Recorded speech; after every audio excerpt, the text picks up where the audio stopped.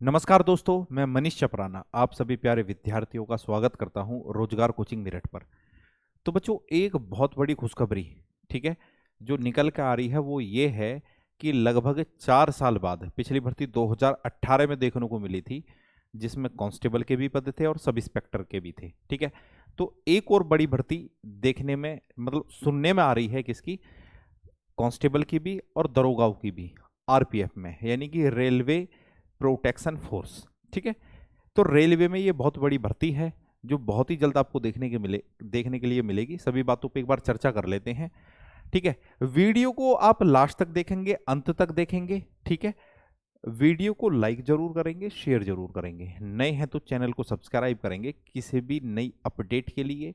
ठीक है, तैयारी को बनाए रखने के लिए तो इस प्लेटफॉर्म को जरूर सब्सक्राइब करेंगे। चलिए, तो बड़ी खुशखबरी है ये, कांस्टेबल और दरोगा की बम्पर भर्ती है भाई। सबसे पहले पद की बात कर लेते हैं कि जो कांस्टेबल में पद हैं, ठीक है, वो 11,000 से ऊपर है मेरे बच्चों। 11,150 पद लगभग कांस्टेबल में निकलने वाले हैं और एसआई के 3,000 प्लस पद हैं। एसआई में है 3,100। तो ये जो भर्ती बनती है लगभग 15,000 के आसपास पद हैं। ये लगभग 15,000 के आसपास पद हो गए बच्चों ये। ठीक है, ठीक है, भर्ती इससे भी थोड़ी बहुत बढ़ के ही आएगी जो इन्फॉर्मेशन आ रही है। ठीक है, क्योंकि लेट होगी, ये भर्ती पहले ही निकलनी थी। अब बात कर लेते हैं इसमें एज की, यानी कि उम्र की। तो जो कांस्टेबल के लिए जो एज क्राइटेरिया है ये अनरिजर्व्ड का है, अनरिजर्व्ड का। ठीक है, ये 18 से 25 कांस्टेबल के लिए है मेरे बच्चों। ठीक है, और एसआई के लिए है 20 से 25, 20 से 25, 20 से 25। दूसरी बात, क्वालिफिकेशन की बात आती है तो यहां केवल 10th मांगते हैं। ठीक है, आपको केवल 10वीं पास होनी चाहिए, केवल 10वीं पास। ठीक है, 10th होना चाहिए। और एसआई के लिए है ग्रेजुएशन। अब ये भर्ती जैसे निकलने वाली है, ठीक है, आपको ये बच्चों सितंबर अक्टूबर में ये भर्ती देखने के लिए मिलेगी। तो उम्र मांगेंगे ये 1 जुलाई से।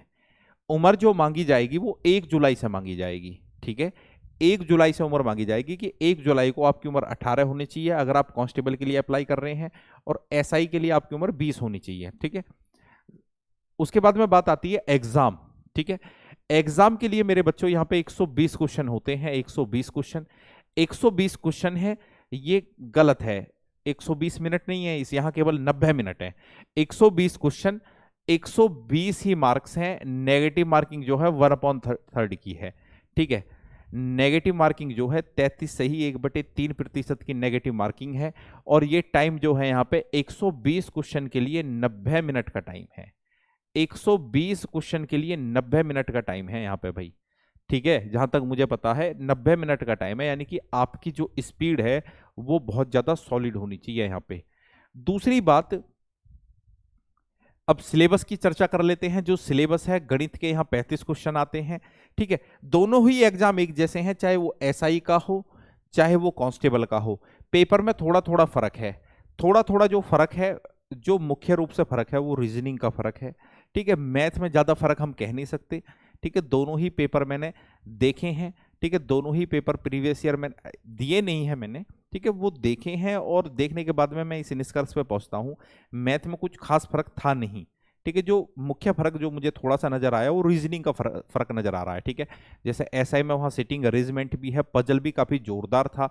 ठीक है, जैसे किताबों में मैंने देखा था। साथ के साथ मुख्य फर्क रीजनिंग का ही है। जीएस का थोड़ा फर्क कह सकते हैं। जीएस का फर्क ये है कि ये वाला जो पोर्शन है जीएस का, ठीक है, यहाँ एसआई में 10 क्वेश्चन स्पोर्ट्स के पूछे जाते हैं। ठीक है, एसआई में 10 क्वेश्चन स्पोर्ट्स के पूछे जाते हैं, और स्पोर्ट्स के जो क्वेश्चन है वो दमदार हैं। ठीक है, अगर आप ये सोच रहे हैं कि वहां क्रिकेट पे वो फोकस कर रहा है या हॉकी पे फोकस कर रहा है, नहीं, ऐसा नहीं है। वो इस तरीके के क्वेश्चन भी पूछता है कि भाई 65वीं जो सीनियर बैडमिंटन चैंपियनशिप हुई है तो वो किसने जीती है। तो दमदार क्वेश्चन होते हैं स्पोर्ट्स के। ठीक है, तो गणित जो यहाँ पूछा जाता है, गणित जो यहाँ पूछा जाता है वो 35 क्वेश्चन गणित के हैं। रीजनिंग के 35 क्वेश्चन है भाई। ठीक है, जीके जीएस के जो है वो 50 क्वेश्चन है। ठीक है, टोटल ये 120 क्वेश्चन हुए। तो ये हमारा सिलेबस है। ठीक है, सारी बातों की चर्चा हमने कर ली है। ये भर्ती जो आपको देखने के लिए मिलेगी, मैं फिर आपको बता रहा हूं, ये भर्ती आपको सितंबर अक्टूबर में देखने को मिलेगी। ठीक है, ये 99.9%, ठीक है, ये पक्की खबर है। तो तैयारी करके रखो यहां से।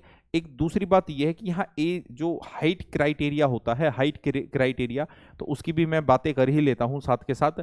तो यहाँ हाइट जो होती है 165 सेंटीमीटर होती है बेटा, 165 सेंटीमीटर, ठीक है। ये बहुत कम है।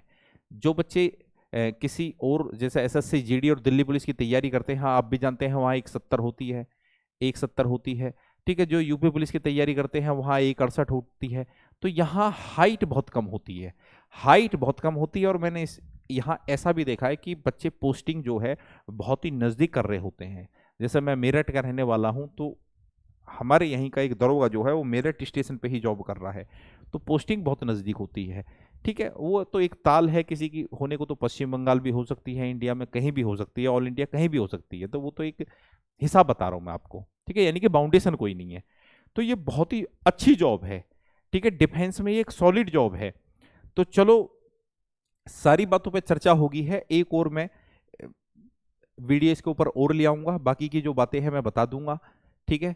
तो अभी केवल इतना ही। ये बड़ी खुशखबरी है, जो बच्चे यूपी पुलिस कांस्टेबल की तैयारी कर रहे थे, तो सीधी सी बात है उनकी हाइट 168 तो है ही, तो यहाँ उनके लिए बहुत अच्छा मौका है, बहुत अच्छा मौका है।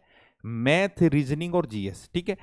जो सिलेक्शन प्रोसेस है वो यही है कि पहले वो एग्जाम लेंगे, एग्जाम लेने के बाद में फिर आपको मापतोल के लिए बुलाया जाएगा, ठीक है, मेजरमेंट होएगा, उसके बाद में रनिंग वगैरह होगी बेटा, उसके बाद में मेडिकल से आपको गुजरना पड़ेगा, फिर फाइनल सिलेक्शन होता है, फाइनल मेरिट लगती है मेडिकल के बाद, ठीक है। तो ये पूरा प्रोसीजर रहता है, टोटल ये इवेंट होते हैं। तो जुड़ने के लिए धन्यवाद, ठीक है। वीडियो को लाइक जरूर करोगे बेटा, ठीक है, वीडियो को शेयर जरूर करोगे और चैनल को सब्सक्राइब करना है, ठीक है। साथ के साथ तैयारी आपको करनी है, तो ये बेटर प्लेटफॉर्म है। यहाँ कंप्लीट मैथ मैंने पढ़ा रखा है, कंप्लीट रीजनिंग मैंने पढ़ाया हुआ है, कंप्लीट जीएस यहाँ पढ़ाया हुआ है, ठीक है। तो चलिए बाय, जय हिंद, जय भारत बच्चों।